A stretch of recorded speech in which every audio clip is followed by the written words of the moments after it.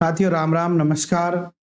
साथियों आज हम बात करेंगे रीट 2025 के लिए क्या एग्जाम पैटर्न रहेगा, कौन एग्जाम दे सकता है, पासिंग मार्क्स क्या रहेंगे, सिलेबस क्या रहेगा, नेगेटिव मार्किंग का जो नेगेटिव मार्किंग है उसका फंडा क्या है, संपूर्ण जानकारी और भी सारे क्वेश्चंस हैं जो आप लोगों के लिए मैं लेके आया हूं। इस वीडियो को देखने के बाद में रीट 2025 का जो एग्जाम पैटर्न है उसके लिए आपको अन्य कोई भी वीडियो देखने की कोई आवश्यकता नहीं होगी और रहे कुछ सवाल आपके हम कमेंट में क्लियर कर देंगे। तो साथियों बिना देर करे शुरू करते हैं तैयारी जीत की। सबसे पहले हम बात करते हैं कि जो रीट एग्जाम है साथियों ये कौन कौन दे सकता है, रीट एग्जाम दे कौन सकता है। तो आपको पता है कि रीट का एग्जाम दो स्तर पर आयोजित किया जाता है, एक तो लेवल 1 और एक लेवल 2। साथियों एक तो लेवल 1 और एक लेवल 2, दो स्तर के लिए रीट का आयोजन किया जाता है।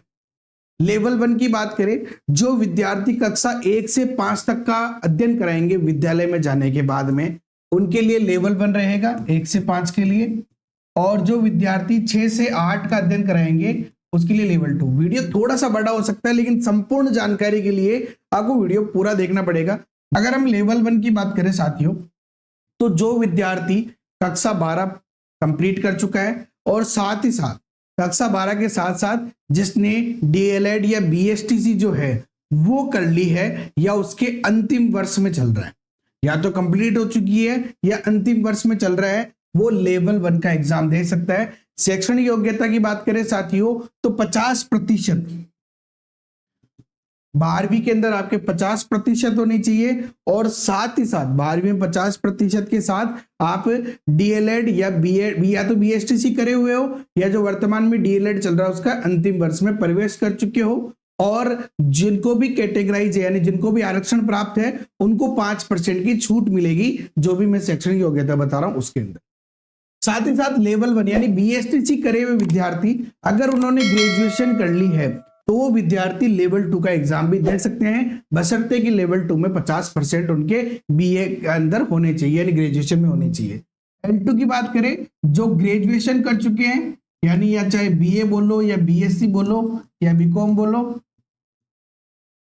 जो ग्रेजुएशन कर चुके हैं और साथ ही साथ जो बीएड या तो बीएड कर चुके हैं या बीएड के अंतिम वर्ष में जो है प्रवेश कर रहे हैं, चाहे वो शिक्षा शास्त्री वाली बीएड हो कोई सी भी हो, अंतिम वर्ष में अगर वो पढ़ रहे हैं तो वो विद्यार्थी लेवल 2 का एग्जाम दे सकते हैं। यहाँ पे भी वही है कि 50% आपके 50% होने चाहिए बीए के अंदर, और अगर आप किसी कैटेगरी से डिपेंड करते हैं या बिलोंग करते हैं तो आपको 5% की छूट यहाँ पे कैटेगरी में मिल जाएगी। आयु सीमा की बात करें साथियों तो रीट के लिए कोई आयु सीमा नहीं होती है, एक 60 साल का व्यक्ति भी रीट दे सकता है, ठीक है ना, क्योंकि रीट तो केवल पात्रता परीक्षा है। रीट क्या है? केवल पात्रता परीक्षा है, इस चीज का समझो। बहुत सारे विद्यालय प्राइवेट विद्यालय जो है वो टीचर से पढ़वाने के लिए भी रीट के सर्टिफिकेट मानते हैं, इसलिए इसको तो दे तो कोई भी सकता है। 3rd ग्रेड के अंदर आयु सीमा चलती है, यहाँ पे आयु सीमा का कोई लेना देना नहीं है। इसके अलावा साथियों आगे की बात करें हम, 5वें विकल्प का क्या फंडा है, जो भी वैकेंसी के बारे में जब अनाउंसमेंट हुआ तो साथियों जिस प्रकार से अभी वर्तमान में 5वां विकल्प चल रहा है, 5वां विकल्प जो अनुत्तरित प्रश्न का है कि ये प्रश्न मुझे नहीं करना है, उस विकल्प के लिए है 5वां विकल्प। अगर आप 10% प्रश्न यानी आपको पता है 150 नंबर का पेपर होगा, अगर आप 15 प्रश्न जो है जिनमें 5वां विकल्प या कोई सा भी विकल्प अगर नहीं भरते हैं तो 15 क्वेश्चन तक नेगेटिव मार्किंग होगी 1/3। 15 क्वेश्चन तक नेगेटिव मार्किंग होगी 1/3। अभी वैकेंसी आई नहीं है लेकिन लगभग यही रहना है, नेगेटिव मार्किंग होगी 1/3 यानी आपने 15 क्वेश्चन छोड़ दिए तो आपकी 5 सही क्वेश्चन भी गलत हो जाएंगे, ठीक है। लेकिन अगर आपने 15 से ज्यादा क्वेश्चन छोड़ दिए, 15 से ज्यादा क्वेश्चन जिनमें एक भी आंसर नहीं किया, तो आपकी ओएमआर सीट जो है वो चेक ही नहीं होगी, आप डिस्क्वालीफाई पहले ही कर दिए जाएंगे। इस चीज का विशेष ध्यान रखना है, ये थोड़ा नया बदलाव इस बार देखने को मिल सकता है। साथियों रीट प्रमाण पत्र की वैधता की बात करें तो 2022 में एक नियम आया था, तो प्रमाण पत्र जो है इसकी वैधता आजीवन रहेगी। क्या रहेगी? आजीवन। एक बार आप पास कर लो उसके बाद आप लाइफ टाइम रीट के लिए पात्र हो जाएंगे। तो जो पहले से रीट दे रखी उनका क्या है फिर, ठीक है ना। अब एक सिंपल सी बात है, चाहे आपने रीट 2022 में दी हो, 18 में दी हो, चाहे 2016 में दी हो, जब आजीवन वैधता कर दी गई है तो पहले की भी आजीवन वैधता होनी जानी चाहिए। तो 2022, क्योंकि इस एग्जाम से पहले ही आजीवन वैधता कर दी गई थी, तो जिसका 2022 में कंप्लीट है उसको तो रीट वापस देने की चाहे तो कोई जरूरत नहीं है, और वो देवे तो भी कोई फर्क नहीं पड़ रहा है, क्योंकि इस प्रमाण पत्र की वैधता आजीवन है। अभी वाला आप रीट वापस भी दे लोगे तो कोई फर्क नहीं पड़ रहा, ये वाला चल जाएगा।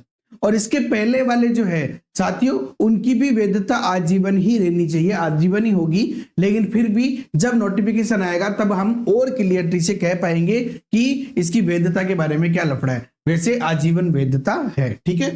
पासिंग मार्क्स की बात करें साथियों, तो पासिंग मार्क्स का सिंपल सा एक फंडा है। अगर आप आरक्षण आपके में ये पिछले बार का जो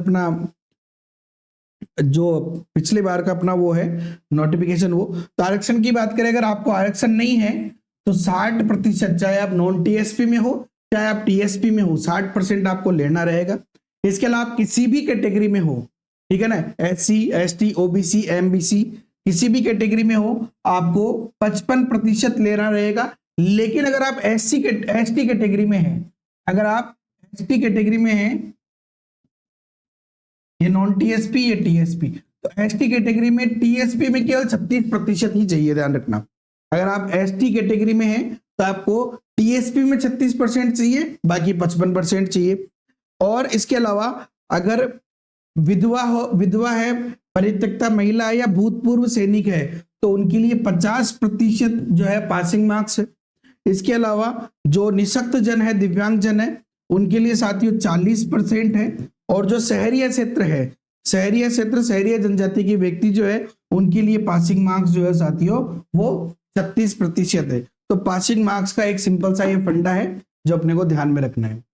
इसके अलावा बात करें साथियों पाठ्यक्रम की बात करें, साथ ही साथ भाषा का चयन किस आधार पे होगा। तो साथियों पाठ्यक्रम की अगर बात करें तो पाठ्यक्रम की बात करें तो आप चाहे लेवल 1 में हो या लेवल 2 में हो, पाठ्यक्रम का स्तर अलग है। पाठ्यक्रम जो भूतपूर्व 2022 में था 99% लगभग सेम वही रहेगा।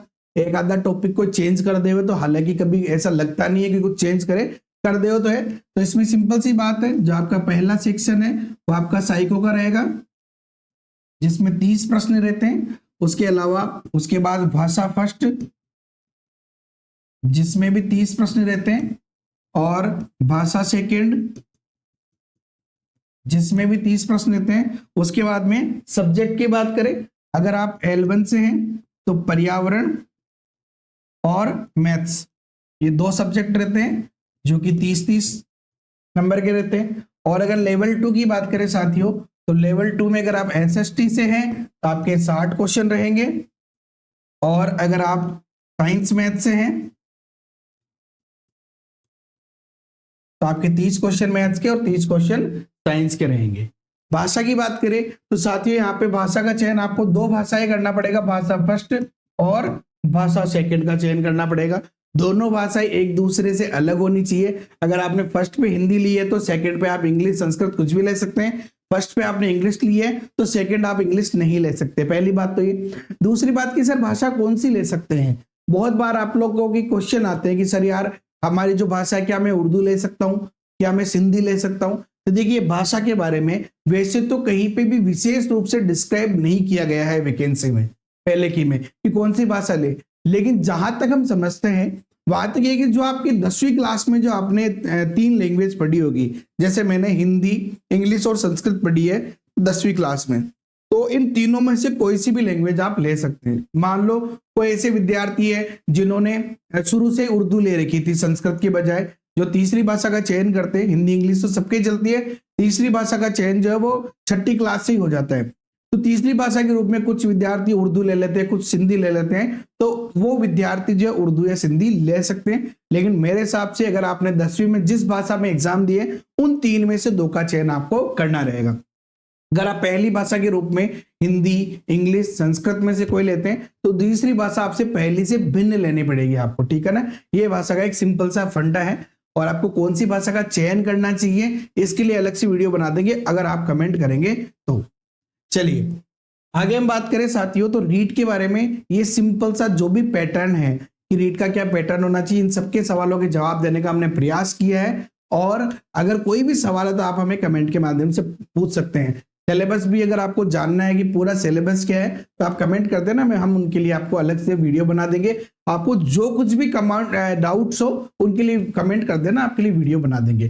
साथ ही साथ साथियों आपको पता है कि रीट के अंदर द जेकेएम थ्योरी चैनल जो है अपने आप में एक ब्रांड है साथियों। जी हाँ साथियों, 2014 के बाद से, 2014 में मैंने बीएड करी थी, 2014 के बाद से लगातार सर्वाधिक रीट के लिए हम डेडिकेटेड है, पढ़ा रहे हैं लगातार कंप्लीटली। 2016 के अंदर रीट के अंदर हमारे चयन है, मैं खुद 2016 में भी सिलेक्टेड हूँ रीट के अंदर 80% के साथ में, और हमारे स्टूडेंट भी सिलेक्टेड है। रीट 2018 में भी सिलेक्टेड हूँ मैं, और हमारे स्टूडेंट भी जो है काफी सारे टीचर्स है जो बन चुके हैं टीचर्स रीट 2018 की वैकेंसी में। रीट 2020 के अंदर जो एग्जाम हुआ था वो जो रद्द हो गया था, उसके अंदर भी काफी सारा अच्छा हमारा बहुत सारे विद्यार्थी के पूरे में से पूरे नंबर आए थे, और बहुत सारे जो L1 के अंदर लगे थे काफी सारे विद्यार्थी लगे थे। रीट 2022 में भी काफी सारे विद्यार्थी हमारे जॉब कर रहे हैं, लग चुके हैं, और इस बार बारी है रीट 2025 की पात्रता परीक्षा है। लेकिन साथियों पात्रता परीक्षा को भी पास करना जरूरी है। बहुत सारे लोग इसे लाइट में ले लेते हैं, लाइट नहीं लेना, 100 दिन से भी कम का समय है, बढ़िया से तैयारी करनी है। आप मैथमेटिक्स की तैयारी हमारे साथ कर सकते हैं जेकेएम थ्योरी के साथ में साथियों। अगर आप लेवल 2 हो चाहे लेवल 1 हो, कंप्लीट मैथ्स का कोर्स 80% डिस्काउंट के साथ, इससे भी ज्यादा डिस्काउंट अभी तो ले सकते हैं। आपको वीडियो क्लासेज मिल जाएगी, क्वेश्चंस की पीडीएफ मिल जाएगी, प्रैक्टिस क्वेश्चन मिल जाएंगे, टेस्ट सीरीज मिल जाएगी, और साथ ही साथ इनके अलावा लाइव डाउट क्लासेज मिल जाएगी। जैसे ही आपके डाउट्स इकट्ठे होंगे तब हमें जैसे भी समय मिलेगा आपके लिए लाइव डाउट क्लासेज हम ऐप के अंदर लगा देंगे। ये सब मिलेगा the JKM theory mobile app पे, डिस्क्रिप्शन में लिंक है या गूगल प्ले स्टोर से आप डाउनलोड कर सकते हैं। वीडियो पसंद आए लाइक करो, अपने दोस्तों के साथ शेयर करके, चैनल पे नए हो तो सब्सक्राइब करके बेल आइकन पे क्लिक कर दो। जय हिंद, जय भारत, वंदे मातरम।